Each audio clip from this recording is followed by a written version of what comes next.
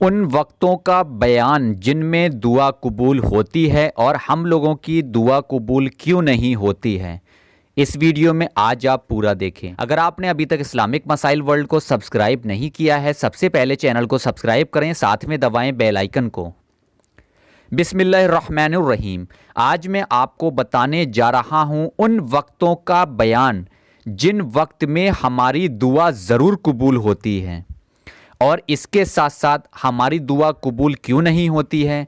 इसी वीडियो के अंदर बताऊंगा मैं आपको नमाज असर के बाद पढ़ने की एक ऐसी दुआ जिसको पढ़कर हम अल्लाह तबारक ताला से जो दुआ करेंगे, यानी जो जायज़ दुआ करेंगे, इंशाअल्लाह ताला वो ज़रूर कबूल होगी। तो वीडियो को पूरा देखें, एक भी सेकंड की वीडियो स्किप ना करें। दुआ की कबूलियत का सबसे पहला वक्त होता है रमज़ान के आखिरी 10 दिनों की रातें, शब कद्र 21, 23, 25, 27, 29वीं शब में जो रात आती है उसमें। दूसरा वक्त होता है जुमे की रात, यानी जुमेरात और जुमे की बीच वाली जो रात होती है उस रात को दुआ की कबूलियत का सबसे अहम वक्त होता है। अगली बात, ये सात इमाम के खुतबे के लिए, यानी कि इमाम साहब खुतबे के लिए जब मिंबर पर बैठने से लेकर नमाज जुमा के ख़त्म होने तक, ये वक्त वो वक्त होता है जब हम अल्लाह तबारक ताला से जो दुआ करें इंशाअल्लाह ताला ज़रूर कबूल होगी। कुछ उलेमा कहते हैं, यानी कि कुछ उलेमा का कहना है कि जुमा के दिन असर की नमाज के बाद से सूरज गुरूब होने तक अगर हम अल्लाह तबारक ताला से जो दुआ करेंगे इंशाअल्लाह ताला ज़रूर कबूल होगी। यही एक सही मुस्लिम की रिवायत है। हज़रत अबू मूसा अशअरी रदी अल्लाह ताला अन्हु से साबित है कि कबूलियत का वक्त इमाम के खुतबे के लिए मिंबर पर बैठने से लेकर नमाज ख़त्म होने तक हम अल्लाह तबारक ताला से जो दुआ करेंगे इंशाअल्लाह ताला ज़रूर कबूल होगी। आप ध्यान से सुने उन हालातों का बयान, उन हालतों का बयान जिनमें दुआ कबूल होती है।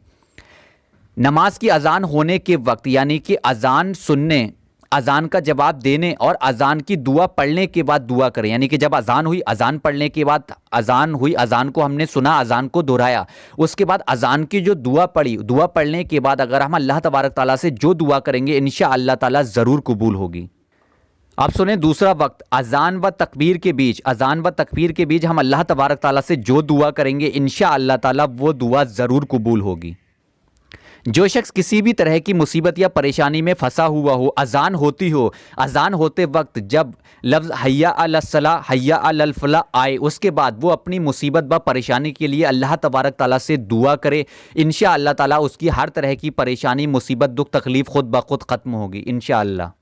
इसके साथ एक वक्त और है फ़र्ज़ नमाज़ों के बाद, यानी कि जमात से नमाज़ पढ़ने और सलाम फेरने के बाद दुआ करें, यानी जमात से फ़र्ज़ नमाज पढ़ें, उसके बाद सलाम फेरने के बाद अल्लाह तबारक ताला से रो रो कर आजिज़ी होकर दुआ करें अपनी जायज़ हाजत के लिए। उसके बाद एक वक्त और होता है कुरान करीम की तिलावत के बाद, यानी कुरान करीम की आपने तिलावत करी, उसके बाद अल्लाह तबारक ताला से दुआ करें अपनी जायज़ हाजत के लिए। ख़ासकर ख़त्म कुरान के बाद, चाहे ख़ुद ख़त्म किया हो चाहे किसी दूसरे ने किया हो, उसके बाद अल्लाह तबारक ताला से दुआ करें। ये वक्त बहुत ही अहम वक्त होता है।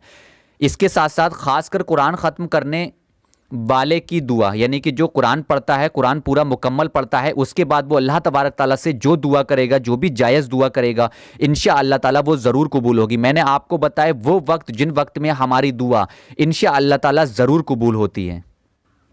अब मैं आपको बताऊंगा हम लोगों की दुआ कबूल क्यों नहीं होती, क्या वजह है जिसकी वजह से दुआ कबूल नहीं होती। सबसे पहली बात, हम लोग नमाज की पाबंदी नहीं करते, क्योंकि नमाज हर मुसलमान मोमिन पर फ़र्ज़ है, तो हम नमाज नहीं पढ़ते। दूसरी बात, हलाल रिज़्क नहीं खाते, झूठ बोलने से नहीं बचते हैं, अपने दिलों में दूसरों के लिए नफ़रत रखते हैं, कीना रखते हैं। यही वो वजह है जिसकी वजह से हमारी कोई भी दुआ, कोई भी जायज़ हाजत पूरी नहीं होती और हम लोग परेशानियों में मुब्तला रहते हैं।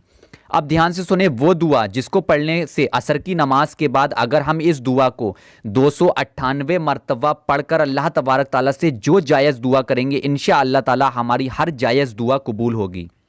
अब इस दुआ को ध्यान से सुने। असर की नमाज अदा करें, असर की नमाज अदा करने के बाद वहीं जानामाज़ पर बैठ जाएं। जानामाज़ पर बैठने के बाद सबसे पहले आप 11 मरतबा दुरूद पाक पढ़ें। 11 मरतबा दुरूद पाक पढ़ने के बाद आप 298 मरतबा इस दुआ को पढ़ें। वो दुआ ये है, बिस्मिल्लाहिर्रहमानिर्रहीम, या रहमानो कुल्ला शैओं, या रहमानो कुल्ला शैओं व वारिसहु व राहिमाहु, या रहमानो। एक बार ध्यान से सुन लें, या रहमानो कुल्ला शैओ व वारिसाहू व राहिमाहू या रहमानो। इसके बाद आप 11 मरतबा वही दुरूद पाक पढ़ें जो दुरूद पाक आपने शुरू में पढ़ी है।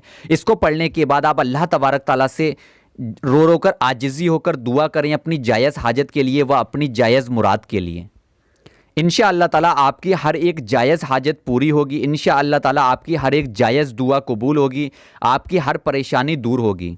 मैंने एक बार फिर से सुन लें, आपको असर की नमाज अदा करने के बाद वहीं जानामाज पर बैठकर आपको सिर्फ 298 मरतबा इस दुआ को पढ़ना होगा। इस दुआ को पढ़ने के बाद अल्लाह तबारक ताला की बारगाह में हाथ उठाकर रो रो कर आजिज़ी होकर दुआ करें, परेशानियां दूर होने के लिए, अपनी जायज़ हाजत के लिए व अपनी जायज़ मुराद के लिए। इंशाअल्लाह ताला अल्लाह तबारक ताला से दुआ है आपकी हर जायज़ हाजत व जायज़ मुराद पूरी हो, आपकी हर परेशानी, हर दुख तकलीफ़ दूर हो। आमीन अल्लाहुम्मा आमीन। आज मैंने आपको बताया वो वक्त जिस वक्त में अगर हम अल्लाह तबारक ताला से जो भी जायज़ दुआ करेंगे, जायज़ हाजत करेंगे, इंशाअल्लाह ताला वो हमारी हर दुआ ज़रूर कबूल होगी। उसके साथ साथ हमारी दुआ कबूल क्यों नहीं होती, और तीसरी चीज़ मैंने बताई वो दुआ जिसको पढ़ने से हमारी हर जायज़ हाजत व जायज़ मुराद पूरी होगी। अब मैं आपसे जाने की इजाज़त चाहता हूँ। इंशाअल्लाह ताला कल 11 बजे मुलाकात होगी।